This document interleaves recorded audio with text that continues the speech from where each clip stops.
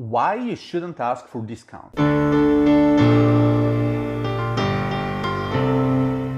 I talk to a lot of people who are trying to buy services and negotiate fees and so forth, and every time I tell them, don't ask for a discount. If you can't afford it, find someone else who is offering a similar service at a lower rate. That's completely feasible as long, of course, they are actually presenting the same type of pricing and the same type of service as a result. But aside from that, don't ask for discounts. And again, by discounts, I'm not talking about vouchers or coupon codes for Thanksgiving, or let's say pay annually so that you can get 2 months free. Those are completely legitimate offers.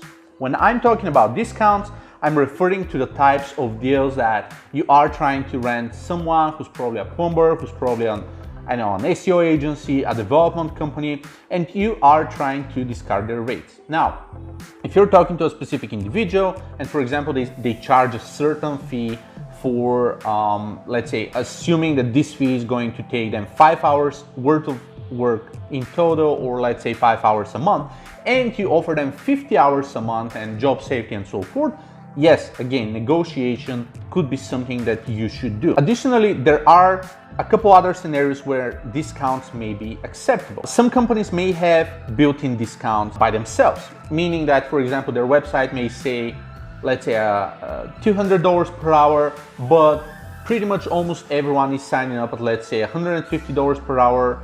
Just take it as an example. So this is something that may be possible. And also, there are certain cultures, certain countries that are extremely used to negotiation.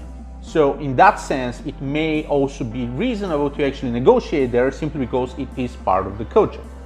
But aside from that, do not try to get discounts for your services. And there's a very simple reason why this is the case.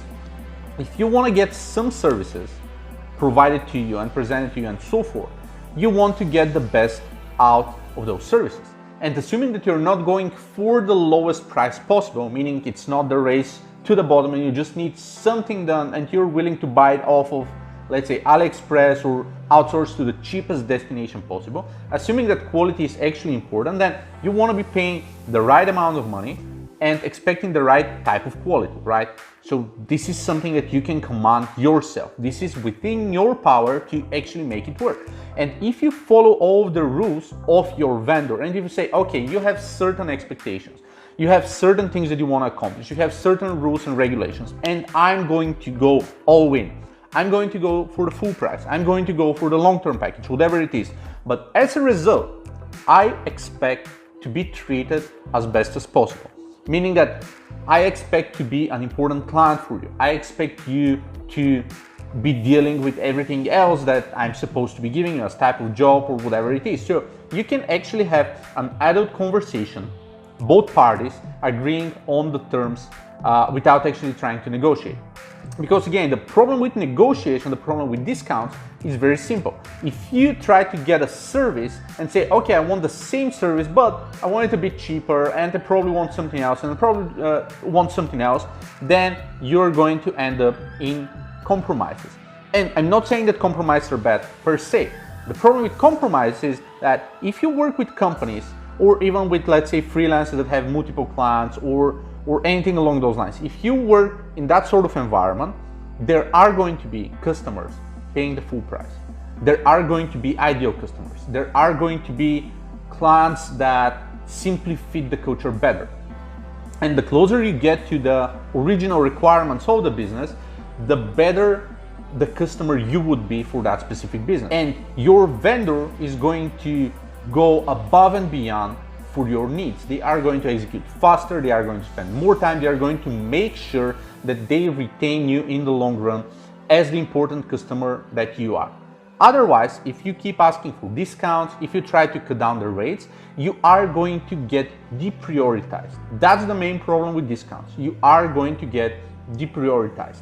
And it's simple as that, because again, the company has set some form of standards, and that's what pricing is actually based out of, right?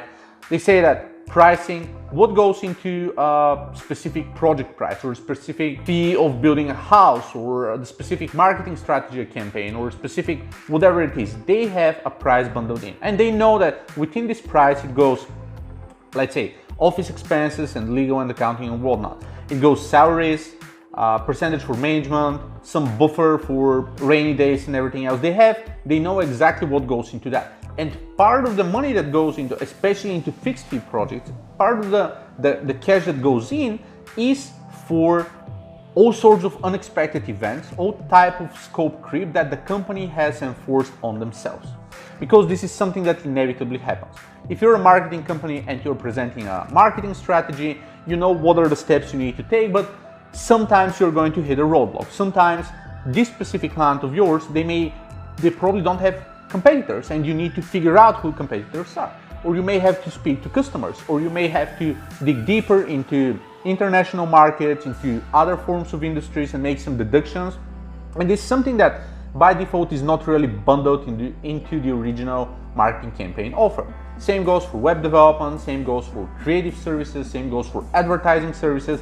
Everything that's not completely straightforward and to the point may have some surprise, and those are bundled into the original price. So by cutting the fees and by saying, well, I want this, but I want it a little bit cheaper, and I want it at a lower rate, and I want it like this, even if they agree, in the long run, they are going to deprioritize you, or they are going to try to upsell you, or they are going to try to find clients who are about to replace you, simply because you are looking for this discount. And again, don't get me wrong, I'm not saying you need to overpay. I'm not saying you need to miss out on, again, Thanksgiving campaigns or Black Friday deals or anything like that, especially for products. Products, which is something that essentially has already been built, and the pricing model of a product goes with scale, so they need as many sales as possible. This is something that's kind of expected. And if you can leverage it, then it's good for you. I'm talking about services here, because services are completely and entirely connected to salaries and entirely related to time and effort material. Because if all those activities, all those marketing strategies and designs and development and accounting and legal, they are contingent on people spending the time on doing something custom tailored for you. Meaning that people have to be excited about what they do. People need to be hyped about the type of work you do, or even if they aren't, they need to be paid well and treated well by the vendor that is paying those specific people doing this.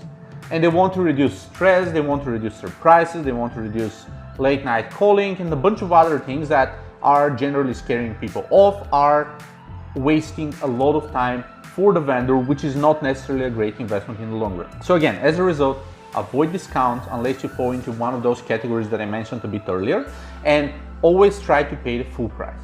This means that you are going to be a respected client. This means that you are going to be a customer that the vendors are going to love working with, or at least the right vendors. This means that if you're paying the full price, you're complying with all of the requirements, and you can control the future of the project.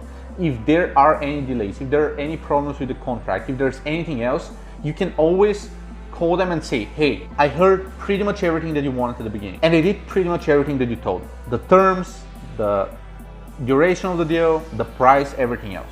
What I expect from you is complete accuracy, attention to detail, whatever it is to my project.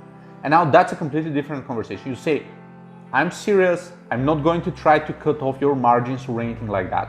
I want to give you all the freedom so that you can actually focus on my project 100% and deliver everything that's expected. And having this conversation actually gives you the power to control the environment and gives you the ability to become one of the most important clients for the company, of course, and also command the right type of quality.